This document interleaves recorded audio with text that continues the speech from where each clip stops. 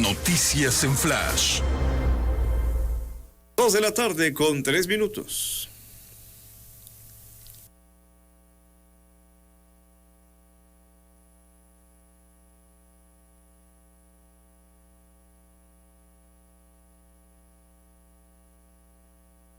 Hoy lunes, en Noticias en Flash,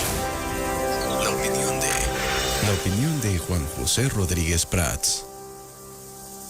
Haciendo de emoción, licenciado, para que usted entrara, ¿eh? ¿Cómo le va? Buenas tardes. Buenas tardes, mi querido Hugo. Pues permíteme, con un gran abuso de mi parte, cosa que acostumbro frecuentemente, transmitir pues un mensaje a mis amigos panistas, a mis correligionarios, porque se abre un periodo para el refrendo. Pueden ver la información en la página del PAN, pantabasco.org.mx, y en todas las redes sociales, un periodo para confirmar cuáles son los militantes que estamos dispuestos a continuar en las filas y arrancar un nuevo periodo en la historia del PAN. Entonces, se lo informo, va a haber módulos, ahí está la información, las fechas para que hagamos el refrendo. ¿Usted sigue firme en el PAN? Sí, desde luego. Nada de retiro, licenciado. Sigo firme en el PAN y con pronósticos muy optimistas de lo que puede venir hacia el futuro. Es el partido que tiene el mejor posicionamiento, la mejor doctrina, y tiene una magnífica oportunidad. Ojalá también nuestra dirigencia nacional entienda el momento que vive México y ojalá también haya generosidad. El PAN tiene en su lema por una patria ordenada y generosa. Don Manuel Gómez Morín era muy precavido para usar los términos, y me parece que ahí están los dos elementos. Tiene que haber orden, pero el orden sin generosidad generan autoritarismo. Por eso, orden y generosidad. Parece que es la fórmula más exitosa con la que se pudiera hacer esa difícil tarea que es la política. Bien, usted decía, ese es un comercial, no es un comentario. ¿Sí? Ese. No, porque yo ya me puedo ir ahí sobre esa brecha, ¿no? Esto es agua a mi molino.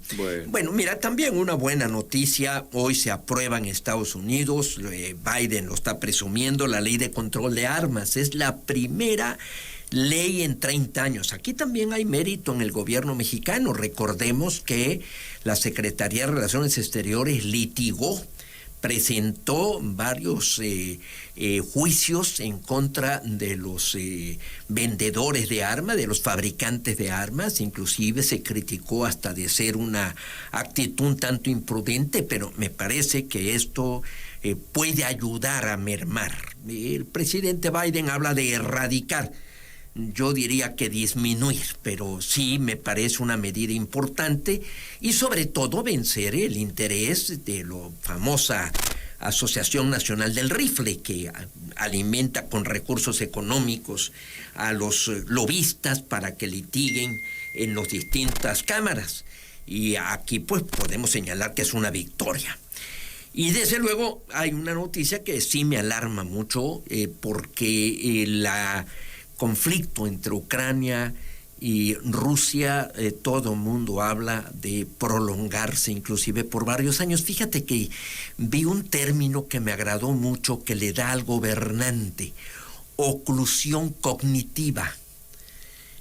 Cuando se nos impide, estamos en el poder y se nos cierra, hay una oclusión, una cerrazón que nos impide reconocer lo que está aconteciendo. Desgraciadamente eso, y se pone por ejemplo un Stalin o el Holocausto, un Hitler. Hay un terrible gobernante en Serbia, Milosevic, que al final de cuentas terminó siendo juzgado por genocidio, pero cuando quería depurar las etnias ahí en lo que quedaba de Yugoslavia, que se disolvió. Y yo creo que este es el caso de muchos líderes en Rusia que no aceptan, que no permiten que el imperio soviético pueda segregarse Ucrania, que lo sienten como parte. Entonces hablan de que esto se va a prolongar, y esto se agrega a la información que recibimos de las dos calificadoras en relación a la economía mexicana.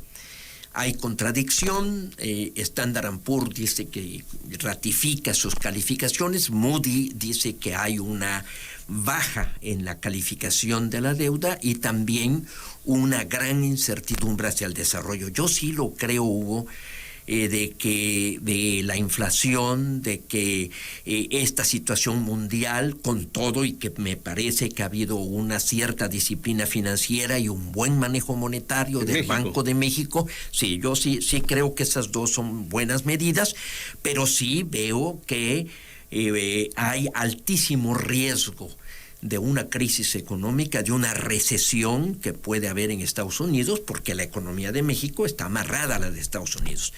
Por eso yo desearía, y aquí está el centro de mi comentario, que el presidente López Obrador, en la visita que hoy inicia, logre acuerdos positivos. Uno que para mí me parece fundamental, integrarse al plan energético de todo Norteamérica. O sea, esto significaría haberse superado su reforma, fue bueno, porque puede venir mucha inversión, recuperar, por ejemplo, el fracking, porque el presidente habla mucho de soberanía energética en materia de gasolina, pero en materia de gas natural estamos importando el 60, el 70%, y tenemos grandes reservas. Ahí está la cuenca de Burgos, pero falta capital y falta tecnología. Y estos argumentos en contra del fracking en materia ecológica, que yo creo que ya Estados Unidos, por ejemplo, lo ha superado. Me parece que ese va a ser el gran tema hoy, además de la cuestión migratoria, pero ese va a ser el gran tema hoy, y ojalá el presidente dé un viraje de la política que se ha venido siguiendo, que de detener y de frenar, sino de integrarse. Esto nos puede ayudar muchísimo para superar nuestra crisis económica. Yo he estado en estos días y siempre transmitiendo algún mensaje en relación a dos libros, Hugo, que quisiera yo recomendar su lectura. Un gran filósofo, Antonio Caso, que influyó mucho de la generación del Ateneo, o sea, terminando la Revolución Mexicana, que el porfirismo se había sustentado en el positivismo, orden y progreso. Él surge con los valores del hombre, del ser humano, y escribe un libro que recomiendo su lectura: La existencia como economía, como desinterés y como caridad. O sea, la existencia como economía, porque tenemos que ser productivos, tenemos que ser innovadores.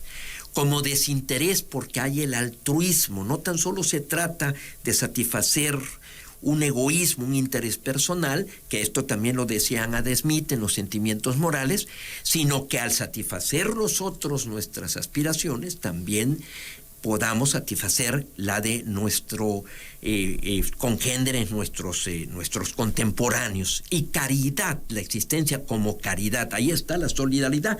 Él dice una frase: lo propio del hombre es realizar sucesivamente su esencia, y la esencia de nuestra estirpe es la personalidad creadora de los valores. La esencia de nuestro estirpe es la personalidad creadora de los valores, o sea, la honradez, la solidaridad, la subsidiariedad. Y otro libro que estoy releyendo, pero que me lleva al periodo tal vez más brillante en la historia de México, es de Daniel Cosío Villegas, La República Restaurada. O sea, cuando Juárez entra a México el 15 de julio del 67 y comienza él y el gobierno de Lerdo de Tejada, esa generación fue brillantísima. Juárez tiene la grandeza, y el presidente López Obrador lo acaba de mencionar como el mejor presidente de México y que él lo está imitando, pero Juárez tuvo la grandeza de rodearse de lo mejor: Ignacio Ramírez, Sebastián Lerdo de Tejada, Melchor Ocampo, Ignacio L. Vallarta. Esa generación fue extraordinaria, parecían gigantes. Ignacio Manuel Altamirano, y estaban en la Suprema Corte, y con muchas diferencias. Con Juárez había una auténtica división de poderes con el Congreso y con la Suprema Corte. Entonces hay que leer ese periodo porque me parece que en el momento en que estamos viviendo, con tantas señales tan pesimistas y con una transición que yo a veces pienso que ha fracasado hacia la democracia y en la lucha política que está enconada, creo que este periodo es muy importante. Cosío Villegas dice que una de las virtudes de Juárez era su flexibilidad, su capacidad para la negociación, que era un gran político.